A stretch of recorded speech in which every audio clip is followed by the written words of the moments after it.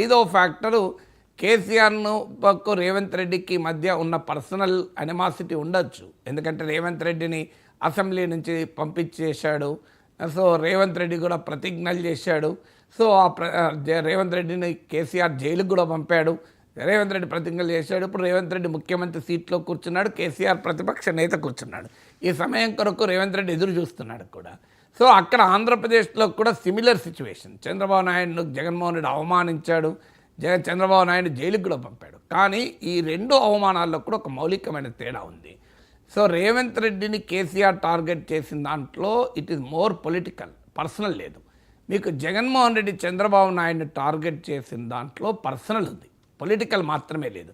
అంటే జగన్మోహన్ రెడ్డి వ్యక్తిగతంగా టార్గెట్ చేసినా, ఆయన మనుషులు చేసినా చాలా అసభ్యకరంగా, చాలా ఒక రకంగా రాజకీయాల్లో యాక్సెప్ట్ చెయ్యలేని, రాజకీయాల్లోనే కాదు సభ్య సమాజం అంగీకరించలేని రీతిలో జగన్మోహన్ రెడ్డి ఎమ్మెల్యేలు చంద్రబాబు నాయుడును అవమానించారు. అందులో జగన్ చంద్రబాబు నాయుడు గ్యాప్ ఏంటి, కేసీఆర్ రేవంత్ రెడ్డి గ్యాప్ ఏంటి? రేవంత్ రెడ్డి ఇవాళ ముఖ్యమంత్రిగా ఉన్నప్పటికీ కూడా కేసీఆర్కు ఉన్నటువంటి పొలిటికల్ స్టేచర్ ఏమాత్రము మనం తక్కువ అంచనా వేయలేము. ఎందుకంటే 10 ఏళ్ళు ముఖ్యమంత్రిగా తెలంగాణ ఉద్యమ నేతగా ఉన్నారు. అఫ్కోర్స్ పదవి అనేది, స్టేచర్ అనేది ప్రజలే ఇస్తారు. మీకు హిస్టరీ జాగ్రఫీ కాదు, నేను ఒప్పుకుంటాను. కానీ స్టిల్ హిస్టరీ జాగ్రఫీ ఒక పర్సన్కి ఉన్నటువంటి పొలిటికల్ స్టేటస్ను పూర్తిగా తీసేయదు. ఎన్నికల్లో గెలుస్తుంటాం, ఓడిపోతుంటాం. సో ఇవాళ కేసీఆర్ ఓడిపోయినా తెలంగాణ పాలిటిక్స్లో కేసీఆర్కు ఉన్న స్థాయి మనం తక్కువ అంచనా వేయలేము. ఆంధ్రప్రదేశ్కి వచ్చే వరకు ఏంటంటే జగన్మోహన్ రెడ్డి చంద్రబాబు నాయుడుతో పోలిస్తే పొలిటికల్ స్టేటస్ ఉన్న నాయకుడేం కాదు. సో చంద్రబాబు నాయుడుకు 9 ఏళ్ళు ఉమ్మడి రాష్ట్ర ముఖ్యమంత్రిగా, 5 ఏళ్ళు విభజిత ఆంధ్రప్రదేశ్ ముఖ్యమంత్రిగా, జాతీయ రాజకీయాల్లో కూడా ఒక కీలక పాత్ర పోషించిన నేతగా, జగన్మోహన్ రెడ్డి తండ్రి రాజశేఖర్ రెడ్డితో కలిసి రాజకీయం చేసిన నాయకుడు. జగన్మోహన్ రెడ్డి ఆ మేరకు గౌరవాన్ని ప్రదర్శించాల్సింది అసెంబ్లీలో.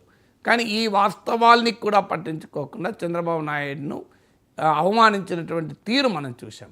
అందువల్ల ఈ బ్యాక్గ్రౌండ్లో కొంత ఐదో ఫ్యాక్టర్ అయినటువంటి పర్సనల్ రిలేషన్షిప్, అంటే కేసీఆర్కు, రేవంత్కు, ముఖ్యమంత్రికి, ప్రతిపక్షంలో ఉన్న నాయకుడికి, తెలంగాణ అయితే ప్రతిపక్ష నేతకు, ఆంధ్రప్రదేశ్ అయితే ప్రతిపక్షంలో ఉన్న నాయకునికి. సో ఎమ్మెల్యే అని అనలే, ప్రతిపక్ష రాజకీయ పార్టీకి నాయకుడు కదా. సో ప్రతిపక్ష నేత లేనంత మాత్రం ప్రతిపక్ష నాయకుడు కాకుండా పోడు కదా, ప్రతిపక్ష పార్టీకి నాయకుడు కదా.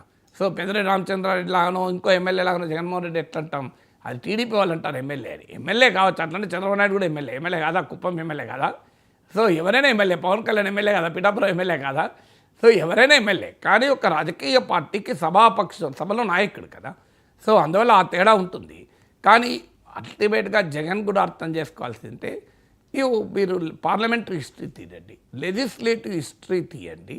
మీకు నేను కొంతమంది పేర్లు చెప్తాను. వీళ్ళెవరికీ ప్రధాన ప్రతిపక్ష నేత హోదా లేదు.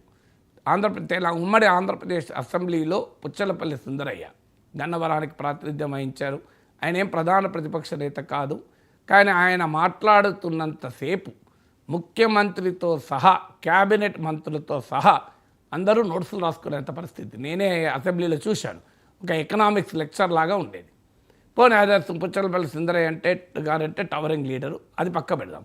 మీరు నర్రా రాఘవరెడ్డి, ఎం ఓంకార్, ఇద్దరు కమ్యూనిస్ట్ నేతలు, జైపాల్ రెడ్డి, మీకు అలాగే వెంకయ్య నాయుడు, వీళ్ళందరూ మామూలు లీడర్లు కారు కదా. వెంకయ్య నాయుడు ఏమైనా ప్రధాన ప్రతిపక్ష నేతనా? సో ఆంధ్రప్రదేశ్ ఉమ్మడి రాష్ట్ర అసెంబ్లీలో సంచలనం వీళ్ళంతా. జైపాల్ రెడ్డి కూడా నాకు గుర్తున్నంత వరకు ప్రతిపక్ష నేత కాదనుకుంటాను, but subject to verification. But ఆయన కూడా ప్రధాన ప్రతిపక్ష లీడర్ ఆఫ్ ద అపోజిషన్ అనేది ఉన్నదా డౌటే. సో మరి వీళ్ళందరూ కూడా ఎలా నాయకులు అయ్యారు, ఎలా పార్లమెంటేరియన్స్ అయ్యారు? వెంకయ్య నాయుడు చరిత్రలో ఎప్పుడు కూడా లీడర్ ఆఫ్ ద అపోజిషన్ కాదు. కానీ భారత పార్లమెంటరీ హిస్టరీలో వెంకయ్య నాయుడుకు ఒక గొప్ప పేరుంది నాయకుడిగా.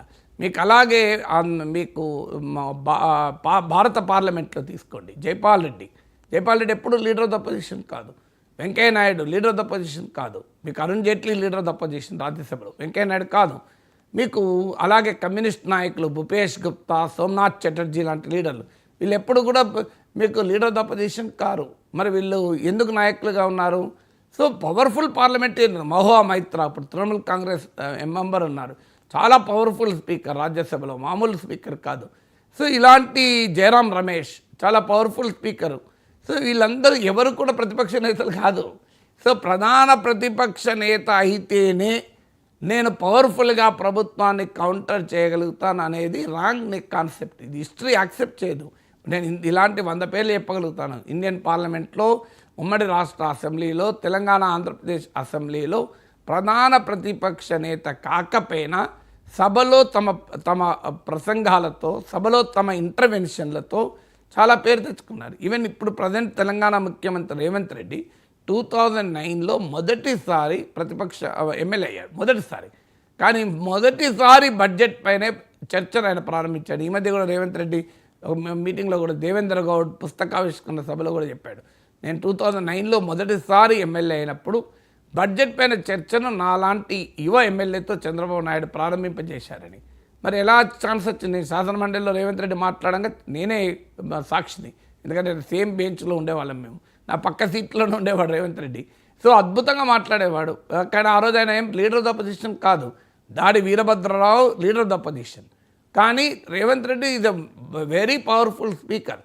సో ఎంత పవర్ఫుల్ స్పీకర్ అంటే, ఒకసారి ఫైనాన్స్ మినిస్టర్ రోషయ్యను బడ్జెట్ పైన మాట్లాడుతుంటే రోషయ్యనే అసహనం ప్రదర్శించి, ఏమయ్యా నువ్వు రేవంత్ రెడ్డి కాదు రవంత్ రెడ్డి అన్నాడు. అన్నా కూడా రేవంత్ రెడ్డి నవ్వుతూ తీసుకొని తన ఉపన్యాసం తాను కొనసాగించాడు కూడా. సో అందుకు ఈ ఉదాహరణ చెప్తున్నానంటే, సో ఇప్పుడు తెలంగాణ ముఖ్యమంత్రి రేవంత్ రెడ్డి అనుభవం చూడండి, అలాంటి పాత్ర పోషించాడు కనుకనే ఇవాళ రేవంత్ రెడ్డి ముఖ్యమంత్రి కాగలిగాడు.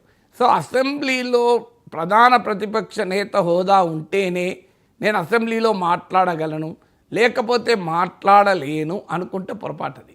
సో జగన్మోహన్ రెడ్డి చేస్తున్న పెద్ద పొరపాటది. ఇక నన్ను అవమానిస్తారు, నన్ను టార్గెట్ చేస్తారు. మరి అవమానిస్తారు, టార్గెట్ చేస్తారంటే ఎవరి కర్మ వారు అనుభవించక తప్పదు కదా. 5 ఏళ్ళు మీరేం చేశారు? సో 5 ఏళ్ళు చంద్రబాబు నాయుడు పట్ల ఆ రకంగా వ్యవహరించినప్పుడు ఆలోచన ఉండాల్సిందే. ప్రజాస్వామ్యంలో ఎవరికీ అధికారం శాశ్వతం కాదు.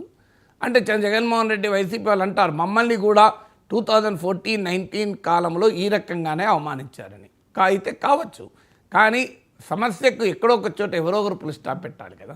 సో అందువల్ల ఇవాళ జగన్మోహన్ రెడ్డి టార్గెట్ చేశారనుకోండి, మంచిదే కదా, ప్రజలే ఆశీర్వదిస్తారు. ఇప్పుడు చంద్రబాబు నాయుడు టార్గెట్ చేస్తే ప్రజలు ఆశీర్వదించారు, రేవంత్ రెడ్డిని టార్గెట్ చేస్తే ప్రజలు ఆశీర్వదించారు. మీరు ప్రజలు రాహుల్ గాంధీని టార్గెట్ చేస్తారు, ప్రజలు ఆశీర్వదించి ఆయన లీడర్ ఆఫ్ ద అపోజిషన్ చేశారు. అంతకుముందు ఆయన లీడర్ ఆఫ్ ద అపోజిషన్ కాదు.